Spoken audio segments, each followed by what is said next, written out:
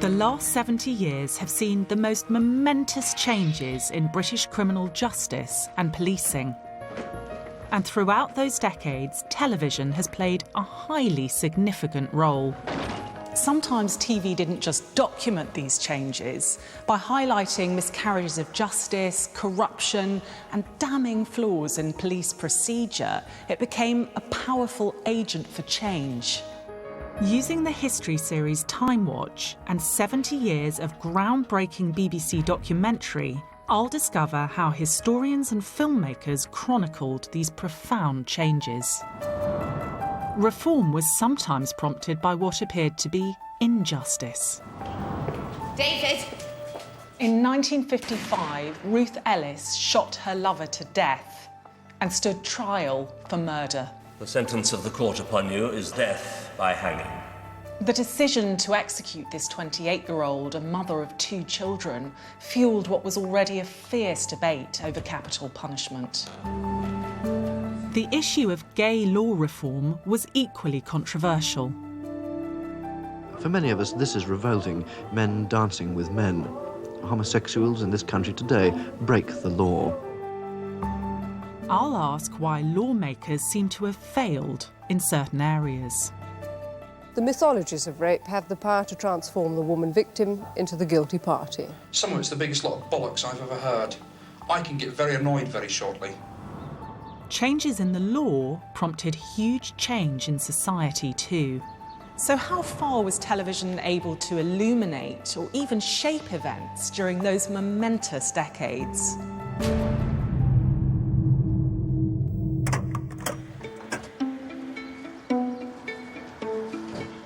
In times gone by, justice was delivered in a kind of travelling roadshow. In market towns like this one, the more serious criminal cases were allowed to stack up until a circuit judge arrived every 3 months or so. There was a courtroom and a very comfortable suite of rooms where his lordship could relax after a busy day's adjudicating. But for the hundreds, thousands of defendants over the centuries waiting to hear their fate, it was anything but relaxing. When the law was at its most savage at the end of the 18th century, there were roughly 200 crimes for which the punishment was execution. The issue of whether it's morally correct, whether it's even a useful deterrent to execute wrongdoers, has been argued for centuries and came to a head in this country 60 years ago. Even in the 1980s, Parliament continued to debate the issue, and as they did so, Timewatch asked, why 200 years earlier did hanging enter its heyday? Then, as now, Parliament was faced with a rising crime rate. There was little doubt in the 18th century that murder deserved punishment by death, but the Act of 1722 vastly extended the crimes for which death could be incurred. Significantly, many sentences set out not so much to protect life, but property. At all events, the total more than doubled, and the Newgate Calendar, a contemporary account of celebrated trials and executions, carried a detailed list. Bigamy, burglary, cattle maiming, deer stealing, destroying turnpikes, felony, forgery, footpath robbery, highway robbery, high treason, horse stealing, murder, petty treason, piracy, rescuing bodies from surgeons, rape, riot mobbing, sheep stealing, street robbery, unnatural crime, wrecking. But this draconian so-called bloody code proved too harsh to be effective. The most important thing here is proportionality.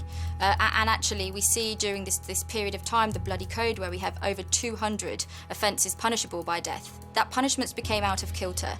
And so juries increasingly would fail to convict or find other ways to kind of reduce the punishment. Jurors would say this man or woman is guilty of stealing to the value of 39 shillings, where 40 shillings was the capital cut-off point. And complaints were made frequently, for example, in the House of Lords, that the law tended to be unenforceable.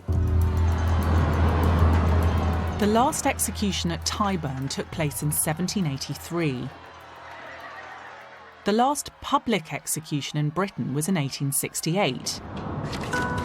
after which hanging continued within prison walls, but less frequently with each passing decade. By the 1950s, the list of capital crimes had effectively been whittled down to one: murder, if you discount one or two exotic offences like piracy or treason. The debate over whether to finally abolish the death penalty was one of the most hotly contested issues of the era.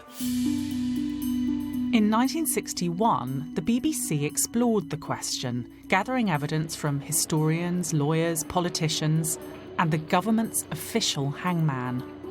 Behind these walls, in awful secrecy, the servants of the public carry out the public will. They dispose of a human being. And if the crime has made the front page of the newspapers, we follow each detail of his fate as closely as we can. Before considering whether we should continue to hang men and women, here precisely is what is done to them. These facts were given in evidence before the Royal Commission. Here are a few notes on what happens when a man is to be executed. The execution chamber is usually next door to the condemned cell. It is a small room with a trap in the centre of the floor. I used to arrange that the prisoner has his back to us when I come in case he might get excited. Then when I am inside, I fasten his arms behind his back with a leather strap. Then the prisoner is escorted out of the condemned cell into the execution chamber and is placed on a white chalk mark so that his feet are across the division of the trap. While my assistant is fastening up his legs, I draw a white cap over his head and place a noose round his neck. The knot is a secret of it. We have to put it on the left lower jaw. When he falls, it finishes underneath the chin and throws the chin back. But if the knot is on the right-hand side, it would finish up behind his neck and throw his neck forward, which would be strangulation. He might live on the rope for a quarter of an hour then. As soon as I see that everything is ready, I pull the lever and the prisoner falls through it, and it is all over in an instant. We are a Christian country, and this is a problem for Christians. The Archbishop of Canterbury. The existence of the death penalty leads to not a strengthening, but a weakening of the sense of the infinite value of human life. The Archbishop of Canterbury, Michael Ramsey, mobilised the bench of bishops. I think there were about 16 of them who had voting powers, but also, more importantly, had immense moral authority. An organised and energetic campaign to abolish capital punishment in England already exists. Its members claim that the fears of society are largely irrational and that the death penalty serves no useful purpose. Indeed, that it does more harm than good. One of its spokesmen is the Queen's Counsel, Mr. Gerald Gardner. To kill a man because you're angry with him for what he's done is too close to the thing he's done himself. And we're sure that we should be a cleaner and a healthier country without it. But there are men who feel equally strongly that capital punishment must be kept. Here is a Conservative Member of Parliament who has made a special study of the problem and who speaks for the retentionists, Sir Thomas Moore. What are you going to put in its place if you abolish capital punishment? As far as I can gather from my critics and opponents, the only thing is permanent life imprisonment. What an appalling thought. What a cynical, despairing thought. That you would crucify a man in prison all his natural life, that you would see him rot away before you in body and soul and in mind. Surely, even the most cynical, the most determined opponent of capital punishment would not put any human being into that appalling position. It was one of those rare issues where the vast majority of the public were believed to think one way in favour of capital punishment, yet MPs might be prepared to defy the public mood. We have experts from the Home Office who are working in the field as well as politicians, and they're very much pushing forward their liberal agenda on matters of crime, which dominated post-war penal policy. So such a change now, when we see it's just all about populist policies, etc., etc. Back then, it was about what was sort of good for the country, and actually weren't particularly interested in hearing what the public had to say on this matter. On December 21st, 1964, Panorama staged a live debate as the House of Commons itself debated the bill to suspend the death penalty. In 2.5 hours from now, we shall know whether or not hanging for murder is likely to be abolished in Great Britain. At this moment, the House of Commons is locked in debate on capital punishment. There'll be a free vote at 11 o'clock. This particular penalty for particular people, namely professional criminals, is the one real deterrent. This argument about deterrence, of course, is the standard argument that's been put for 150 years and has always been proved wrong. The bill was passed shortly after Panorama went off air. The death penalty for murder was set aside on a trial basis the following year. Legislation for a permanent ban followed in 1969 in Great Britain and in 1973 in Northern Ireland. But for the next 30 years, the Commons would repeatedly debate the question of restoring the death penalty. It wasn't until 1998 that it was finally removed from the statute book for all types of crime. Don't you want to carry on living? No, I want to die. The following year, a BBC drama documentary looked afresh at one of the most controversial cases of the century, one which dramatically highlighted the need for reform. Don't you believe in God? Ruth Ellis's case became a sensation. The hacks had a tale which was beyond their wildest dreams. The shooting by a glamorous model from a poor background of her lover, an adulterous upper-class racing driver, and the prospect of a hanging. Class, sex and death. The perfect story. Ruth Ellis was the last woman to be hanged, put to death by the hangman we heard from earlier, Albert Pierpoint. But the programme makers argued that had the trial taken place in a later era, the court would have understood far better what was going on in Ruth Ellis's mind. If Ruth Ellis was not to forfeit her life for taking her lover's life so brutally, the defence had to demonstrate vividly the scale of the provocation she'd suffered at David Blakely's hands. Had they succeeded, it is possible that the judge or the jury would have urged mercy. Ruth's childhood was blighted by sexual abuse, inflicted by her own father. It's an upsetting story. Her older sister was also raped by him, became pregnant, and had to confess what had happened to their mother. And so I had to tell her, and she didn't believe me. You actually told her what? That your father I used to raped say you? it was Daddy. Her mother then failed to protect Ruth from her father. Well, Ruth told me Daddy tried to put his thingy, she called it, between her legs and all that and tried to perform on her, and he kept tight to her till he'd satisfied himself. So, but she didn't say it like that. She just said he kept hanging on to her. Today, such abuse would certainly be relevant to Ruth's defence of provocation, so we asked a leading criminal psychiatrist, Dr. Gillian Mezzi, to assess Ruth's mental state. Her evidence has been used to defend successfully women who've killed their partners.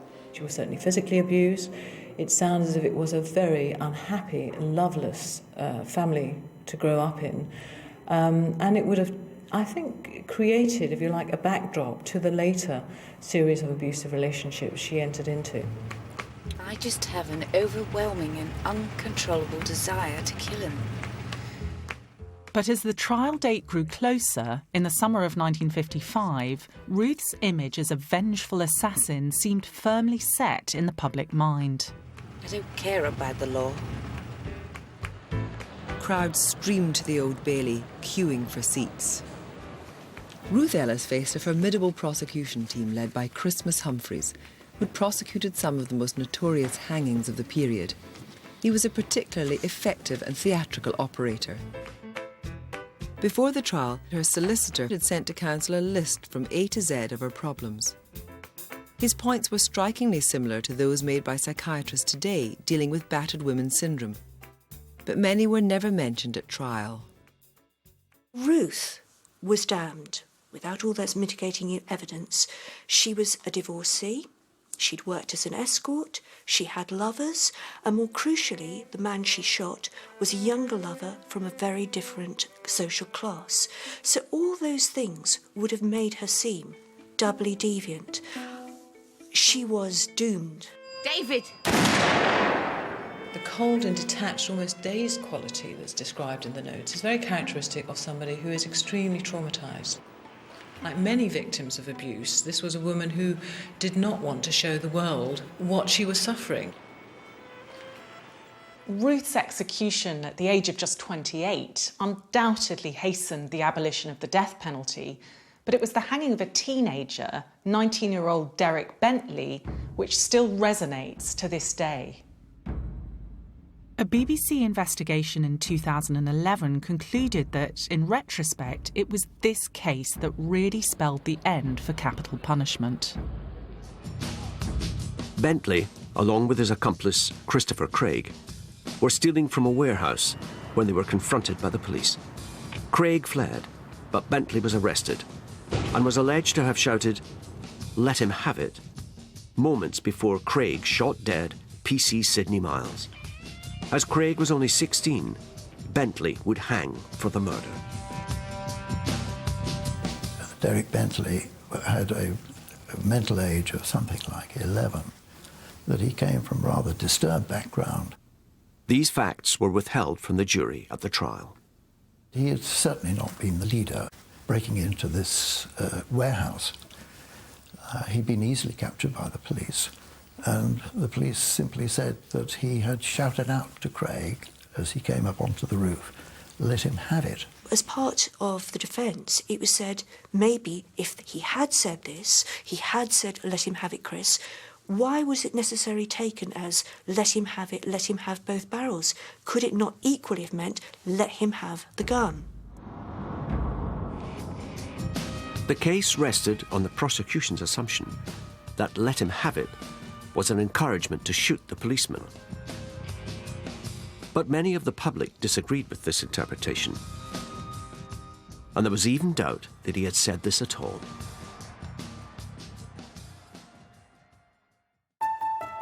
There was somebody who was sent to the gallows who did not fire the shot, who may actually have been asking his accomplice to give the gun over to the police.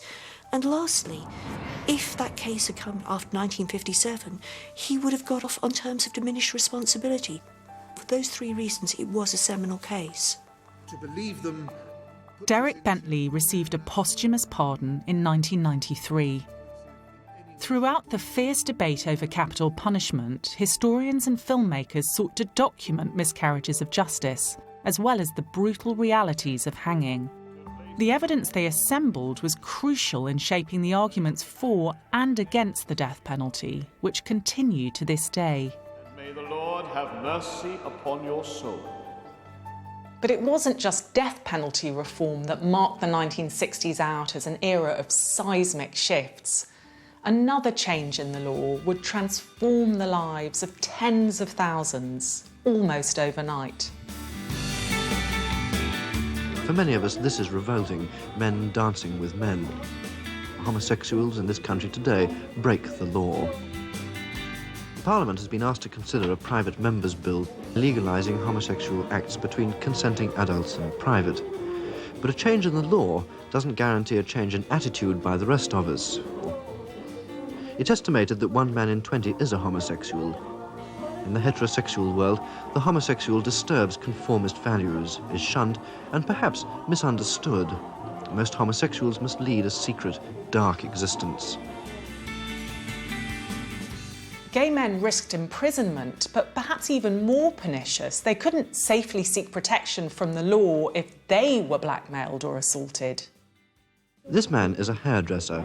His clients and colleagues would call him queer and wouldn't resent his being so. I was beaten up in a public lavatory and left lying on the floor. It was all rather messy and rather nasty, I'm afraid. Who by? I don't know. By a man who, in fact, made advances to me, first of all. And, of course, I couldn't do anything. I couldn't call the police. Homosexuality was something that was just not talked about. If it was ever mentioned, homosexuality was seen as a problem. These were deviants, these were evil people who engaged in depraved acts. In some jobs... This is a documentary film which really does deserve the name. Now half a century old, it feels like a historical document, recording perceptions, attitudes, even a tone of voice that's wholly disappeared. Most homosexuals dread getting old, dread losing their looks, fear in particular the final loneliness of living without a companion.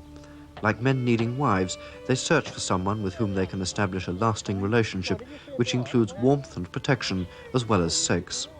These two have done that, have lived together for 26 years. They might almost be a married couple, but they're still queer. Have they been happy? Compared with a lot of married couples, reasonably, yes, reasonably happy. What's the thing you particularly wish for? I wish I was normal in that way. Yes, I think so.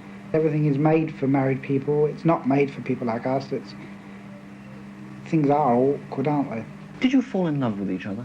I think I can speak for you. No, you didn't fall in love with me, did you? No. I thought I did with him. But you say you didn't fall in love at all. You didn't even think you were in love. With my friend here? No. No.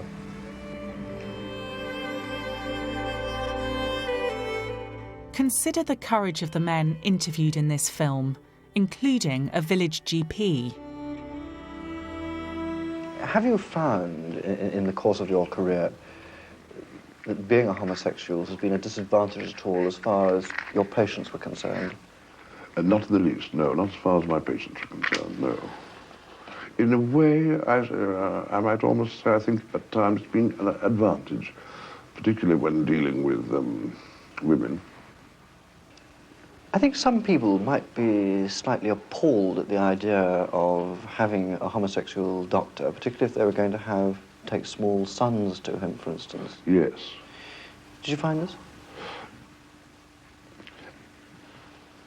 No, I didn't find it because my patients either didn't or else they were civilized enough not in any way to show it to me. Do you think there's any cure for homosexuality? I don't know. I suppose it depends on how strongly you want to be cured. Would you like to be cured? No. Why not? I'm perfectly happy the way I am. I have no desire to be heterosexual. I don't see any advantages in being heterosexual, except for the fact that one might have police protection, but no, I have no desire to change. When this film appeared, the Sexual Offences Bill, decriminalising gay sex for men over 21, was making slow progress through Parliament. At no time was a gay lifestyle represented as something to be chosen or to be championed or to be celebrated. I mean, far from it.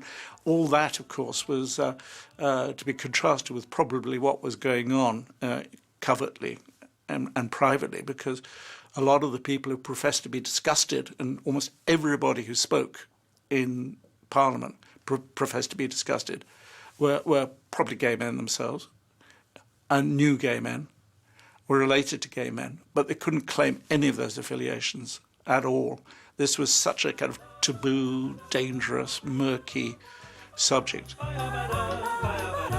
Just as with capital punishment, it was interesting that it was the church who were really behind this, particularly the Archbishop of Canterbury, who made it his position very clear in the House of Lords that he felt that it was not the role of the state to criminalise what two consenting men did in private.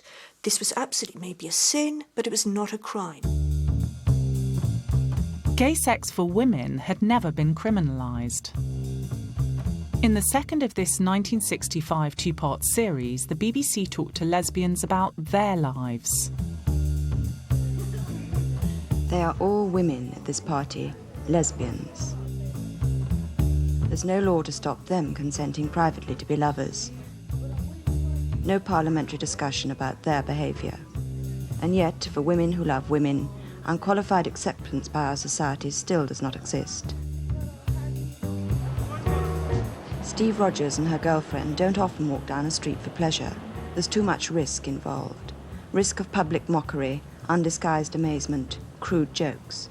Many lesbians, of course, aren't so aggressively masculine as Steve, and for them it's not so bad. But for Steve, who's 24, and whose whole instinct cries out to her to feel and act like a man, her appearance makes her constantly vulnerable. When I was 15, I met this girl and I was with her for 6 months and I got engaged to her. I really forgot that I was a woman. And she thought she was pregnant. Because there's some things that a lesbian can use. And I got away with using one of those. And she didn't know the difference, no. And the next thing I know, her mother kept on about us getting married. So I thought, I better get out of it, because I knew I couldn't get married to her. And so then I hopped it, and next thing I know, the police are after me. The girl thinks she's pregnant, and they're taking me to court for breach of promise and that. They took me to court, and then it all came out that I was a girl. On the 5th of July 1967, the bill finally became law, though Scotland and Northern Ireland were denied similar legislation until 1980 and 1982, respectively. We only see partial decriminalisation at this time. The legislation was clear that the act had to be consensual, it also had to be in private, and that both the adults had to be over the age of 21. And this was very strictly enforced. So private really did mean private. It didn't even mean a hotel. It also meant that only 2 men could be in the house at any one time. So if there was a third person in the house, they were potentially committing an offence. So very, very strictly enforced. And I think that just reflects the fact that there was still a level of unease about legislation in this area, and the law reflecting that. What's astonishing to me is how quickly the notion of gay pride emerged from the shadows of the criminal era.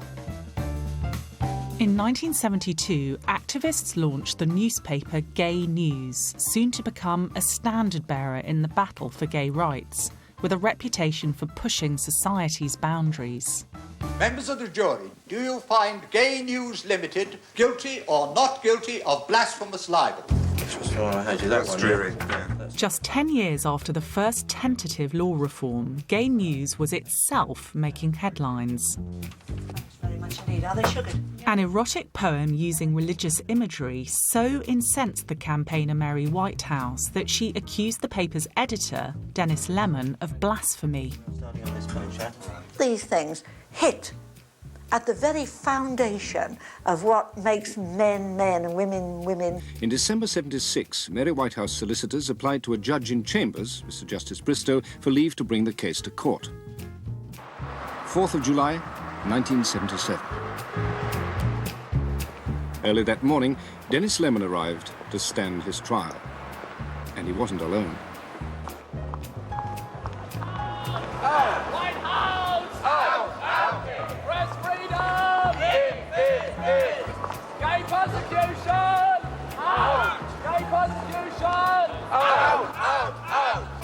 We come along basically because we see this as a political trial. I'm here to protest and to see what other gay people are doing. I'm gay and a Christian, and I find the whole trial for blasphemy and of this particular poem very worrying on both counts, I think. As we were not allowed to take our cameras inside the Old Bailey, this courtroom is a reconstruction. At 10:25, the public were allowed into the gallery. Most were supporters of Gay News. The Crown say that it's quite obvious that the poem portrays Jesus Christ as a practicing homosexual and utterly promiscuous. If you look at it, you will find at least 15 identifiable individuals with whom Jesus Christ is alleged to have committed buggery. Can you imagine anything more promiscuous? It's not just that TV burst into colour between 1967 and 1977. Why this film seems to me to be something of a milestone is that it records how gays confidently challenged the establishment over something other than their own sexuality. Yes, they were arguing over a poem. What they were also saying is, we're queer and we're here.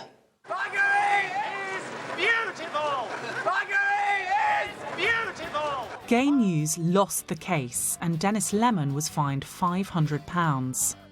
But gay campaigners had now certainly found their voice, fighting a historic case. This was the last private prosecution for blasphemous libel, and we didn't see it abolished in law until 2008, although not used since that famous case. 4, 6, 8, smash the heterosexual state! When filmmakers marked the 30th anniversary of gay law reform, they paid tribute to the newspaper's role. For many gay people, this was their first taste of a whole new world opening up to them. I remember reading it from cover to cover, over and over and over. I'm like, this is my world. I'm not alone here. There's millions of us. And when I seen the contact ads, I was like, I can't believe this. Because you do, man, you think you're the only one. You know, you think, hold on a minute. And it was like holding it close to me. And just even touching it and carrying it around with me and stuff like this and wearing it in my pocket. It was like, look at me. You know, I'm gay, they're not saying it. You know, please be behind me and read gay news.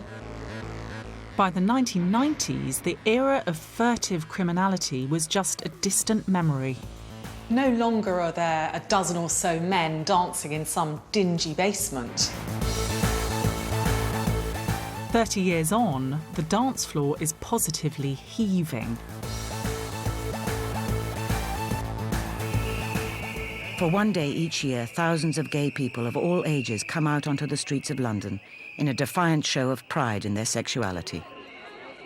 The film shows how reform in just one specific area of the law can reshape society. From its humble beginning in 1971, when a few hundred GLF members marched through London, Pride now demonstrates how far things have changed for lesbian and gay people in Britain. By the late 1990s, both the law and public attitudes had changed beyond recognition from those documented in the first BBC films. History shows that gay law reform can be called a resounding success, yet reformers have been struggling since the 1970s to bring about change in another key area. Then, as now, the issue of how to deal with the crime of rape to ensure justice for both the accuser and the accused was a problem still seeking a solution.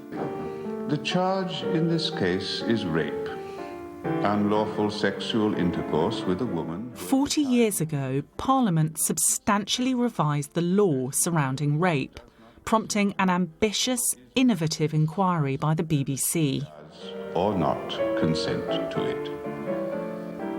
The act of rape is defined for the first time in an Act of Parliament which came into force exactly 1 month ago. There is for the first time a statutory definition of rape. Secondly, the principle upheld by the Lord's ruling that a man's reasonable or unreasonable belief in a woman's consent must be taken into account is both confirmed and clarified. Thirdly, there is anonymity for the complainant and for the defendant until and if he is convicted. And lastly, there are restrictions on evidence relating to the woman's previous sexual history. You're Rita Jones, aren't you? How would you know a thing like that? I remember you from school. I used to be a mate of your boyfriend's. A drama portrays a meeting, then a sexual encounter between two young people. Ideas. I've quietened down since then. Me, I'm a good girl now.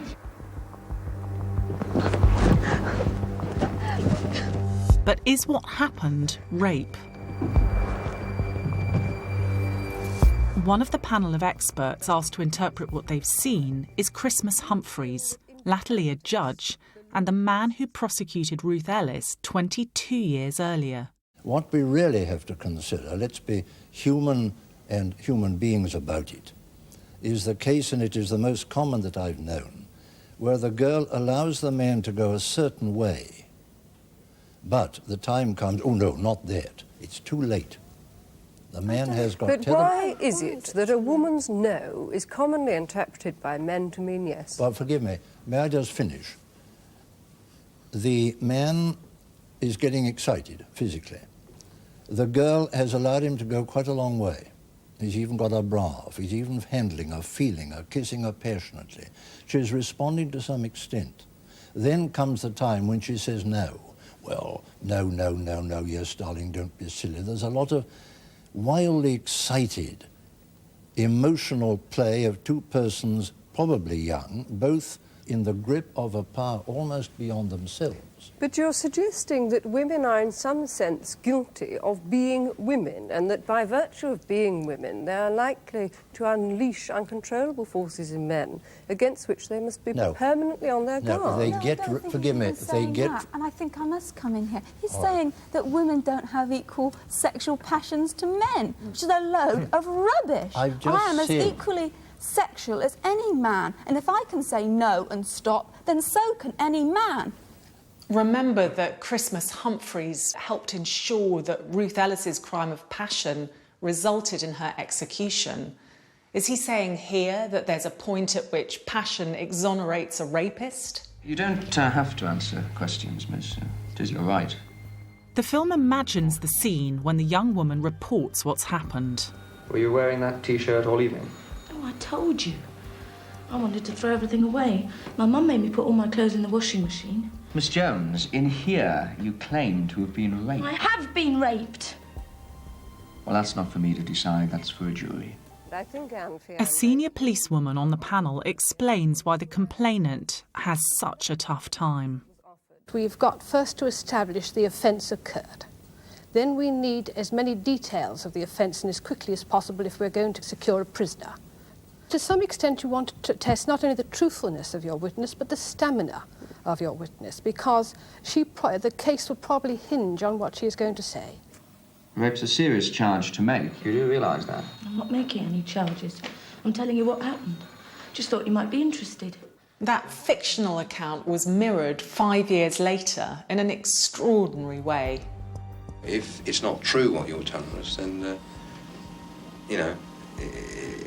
it's going to look a bit difficult for you, isn't it? What are you trying to say, that I wasn't raped? No, well, there's a possibility. People come into the police station and they say all sorts of things. This film proved shocking in the apparently heartless treatment of a woman who'd gone to the police saying she'd been raped by 3 men. I think she probably consented part of the way and found her going a bit too far. BBC filmmakers were allowed to follow officers of the Thames Valley Police in one of the first so-called fly-on-the-wall documentaries. So were officers testing a flimsy story or bullying a vulnerable woman? Listen to me. I've been sitting here 20 minutes, half an hour listening to you. Some of it's the biggest lot of bollocks I've ever heard. I can get very annoyed very shortly. I'm sick and tired of the ups and downs and the ins and outs. Some of this is better fairy tales than bloody Gretel can do. Now stop mucking us all about. I'm not mucking you about. I'm not saying to you as you're lying. Get rid of the fruitiness and let's get down to facts and figures. Not is it? Well, some of it is. All this crap about bus stops and numbers and blue and white tea towels to wipe myself down with. What the hell's gone on? If nothing's gone on, let's all pack it off and go home. It's clear that the officers in this case are bullying and cajoling the woman. I do think this is the biggest bollocks I've ever heard. I will agree that maybe you've had sex this afternoon. And it's not with your boyfriend. But I'll go as far as to say, I think that you've been a willing party to it. I think the police in this case thought that they were acting in an extremely professional way. They were aware that they were being filmed for this documentary to show the human side of policing. Of course, they came across as far from humane. You're not upset by it. You haven't taken the blind bit of notice of anything that's gone on. The story you've told us is, like my colleagues, a fairy tale. The film caused outrage. Thames Valley Police responded by setting up a specialist rape unit staffed by women officers, and many other forces followed suit. The impact of the film was apparent 9 years later when filmmakers went inside London's Met Police training school. Do any of you remember seeing the programme on the Thames Valley Police a few years ago? And what I'll do is I'll show you a very quick clip and let you watch it, and then we'll have a little discussion about it later. Okay. Well, I don't know exactly. It was, I think it's Meadway Road. Is it Meadway Road? Is there such a road as that? Yeah. Listen to me. I've been sitting here 20 minutes, half an hour listening to you. Some of it's the biggest lot of bollocks I've ever heard. I can get very annoyed very shortly. If something's gone on and you think, well, that's an experience, that's life, all right. That's what I do think. This is the biggest bollocks I've ever heard.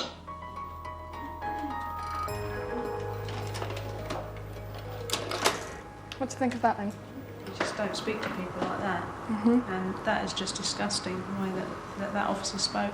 We can clearly see a fly-on-the-wall documentary, which in a sense is reflecting what's going on, actually leading to policy change in the police. So an extremely powerful documentary, and one that I would use when I was teaching students about developments in rape law, that how a documentary can bring about or can start the process of change.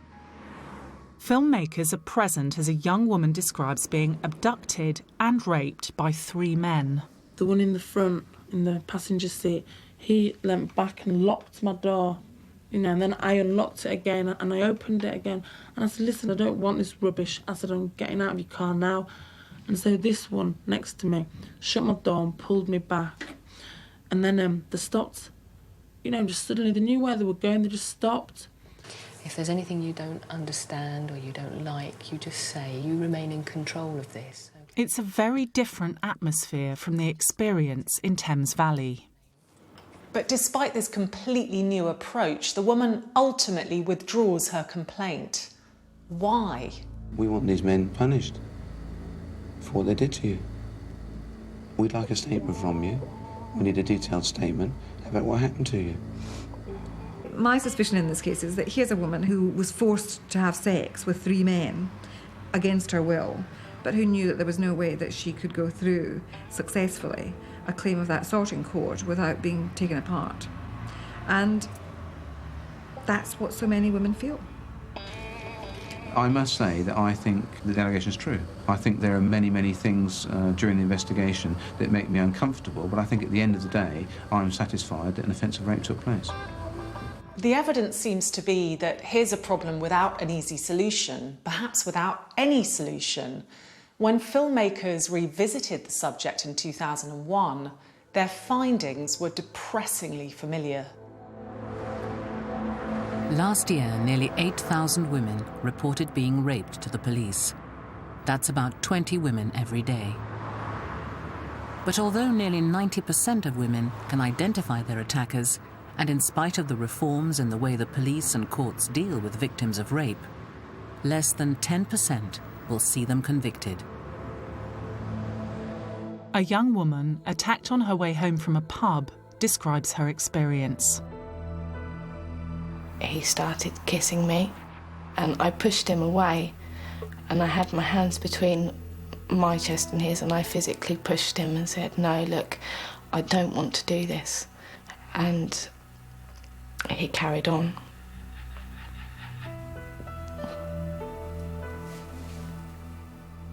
When I was taken to the rape suite, you have to walk into a room and strip off your clothes bit by bit until you're wearing absolutely nothing. I think the worst thing was that I had to have a male doctor to examine me, to take all the swabs they needed and everything. At the time, I just didn't want anybody touching me. In this case, the complainant is determined to follow the process through, but it's not that simple. Even if the police think a case is worth pursuing, a quarter of those passed to the Crown Prosecution Service will be sent back due to a lack of evidence. In Susie's case, her attacker had been arrested and charged, but 2 months later, the case was dropped.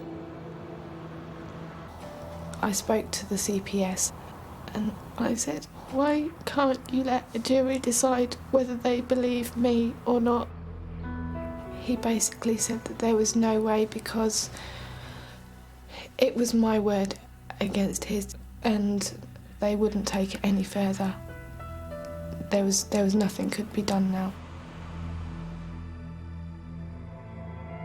Only 9% of all reported cases end in a conviction for rape. That means that either 90% of women are making it up, or they're being failed by the criminal justice system.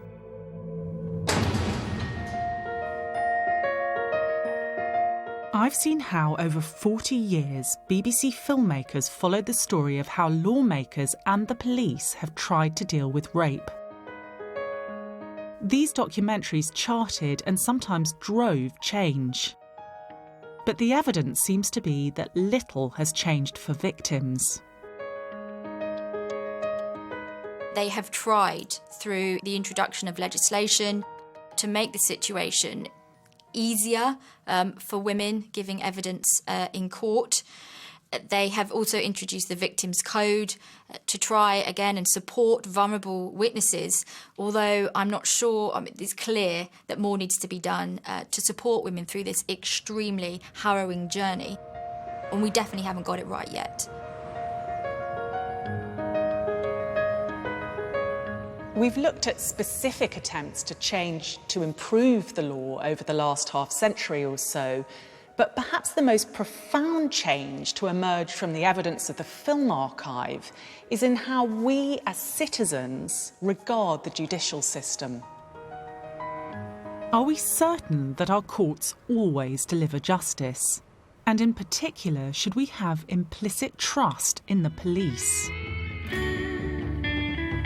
Wanted for housebreaking at 43 Dalmore Street, City, John Charlesworth, alias Johnny.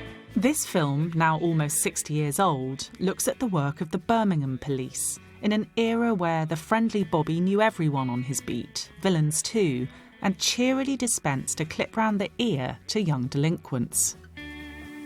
Walk at the regulation pace of 2.5 miles an hour. I'm on duty 8 hours.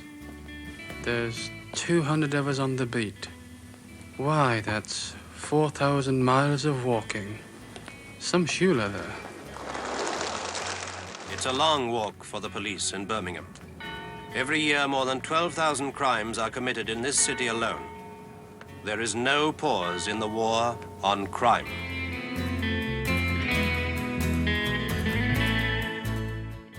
But things were changing. The 60s were a time when, as we've seen, old certainties were being challenged. And one of those certainties was an unquestioning faith in the police. By 1970, filmmakers sensed that this faith had grown increasingly fragile.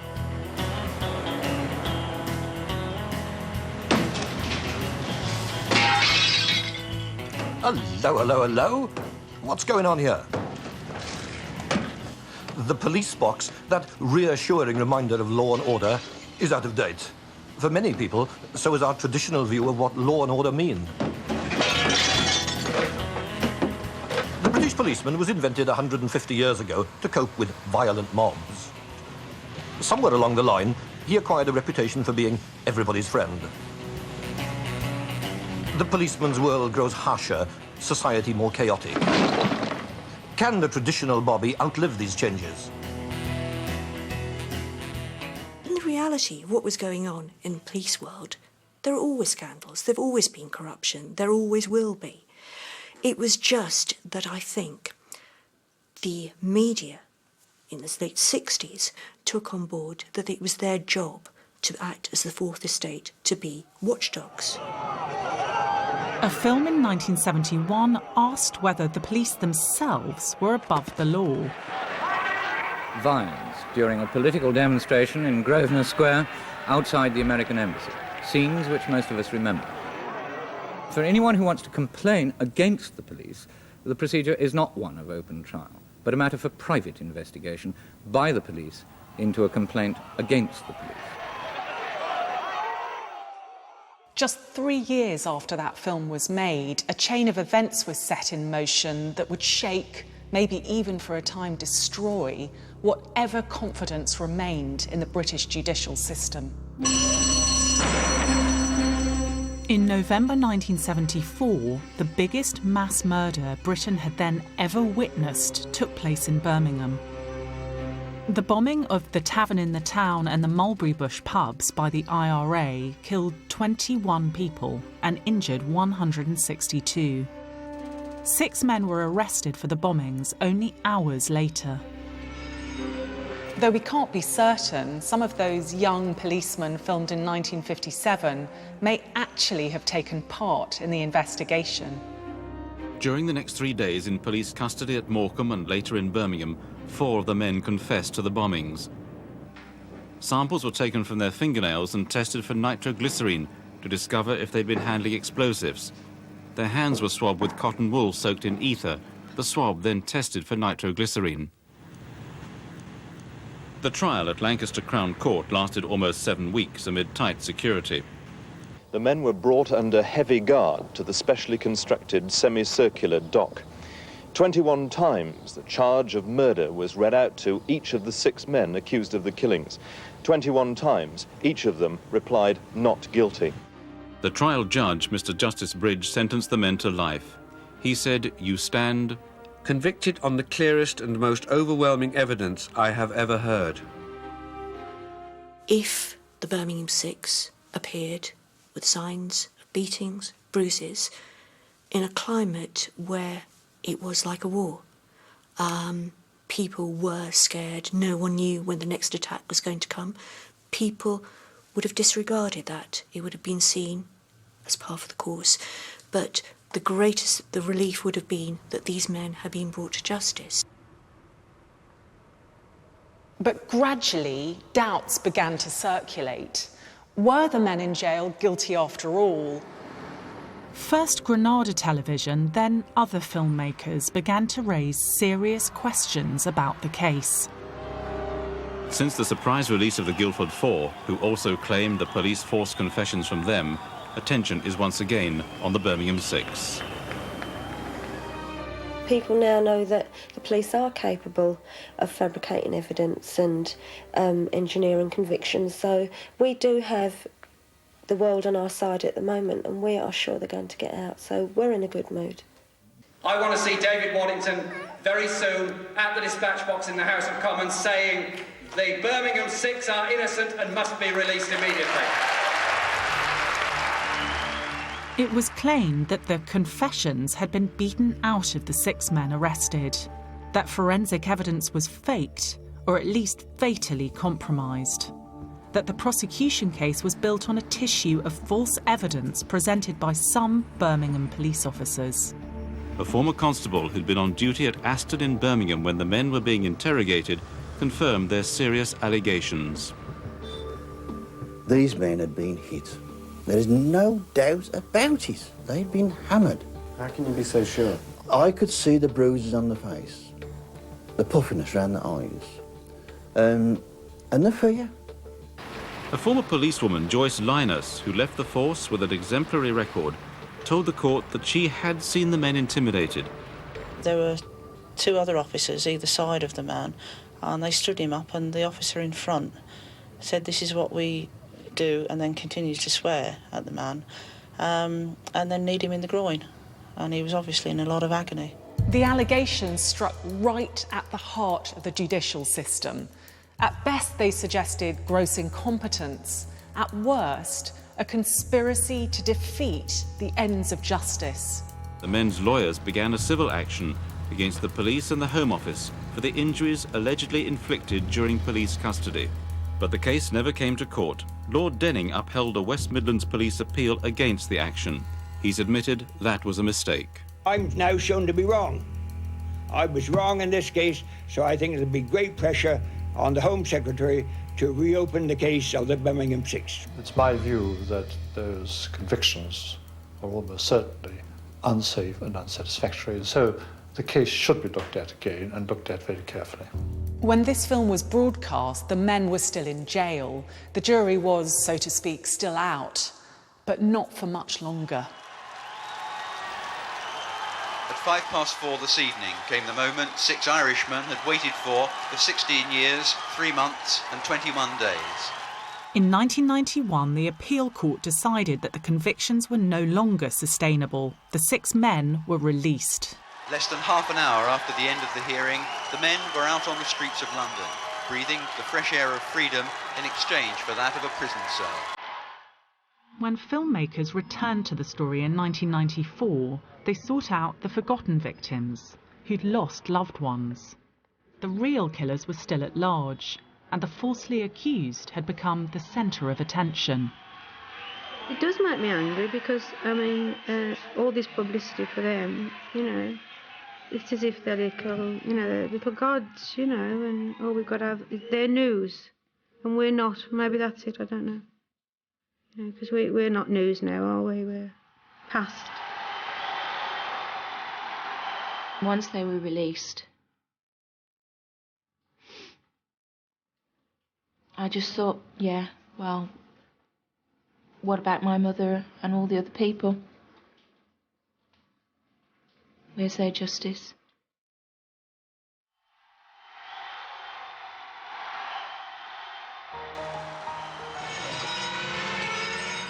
The evidence of this last case is that public trust in the honesty and simple capability of the British criminal justice system suffered a profound shock. There was such an outrage at the bombings that the police were under extraordinary pressure to get a result very quickly and to use improper methods, and it all boomeranged back on them. I think the judiciary has a great temptation, particularly more recently, to be rather incredulous about, the absolute veracity of police evidence. It's worth remembering where we started this examination with arguments for and against the death penalty. The Birmingham bombings took place just 5 years after Parliament voted to halt executions. It's almost certain the 6 would have been hanged. A warning made more than half a century ago sounds very prescient today. If we hang an innocent man or woman, as from time to time we have, we deprive ourselves by this form of punishment of any opportunity to right the wrong. And what a wrong. England prides itself on being the most gentle country in the world. We are tolerant. We forgive easily. We care for what is small and helpless. We detest violence as a foreign vulgarity. Looking back through the archive, I'm struck by how much that's there has, I think, a priceless quality. To the burglar and the cracksman, to the petty thief and the prostitute, the greatest source of danger is the patrolling policeman.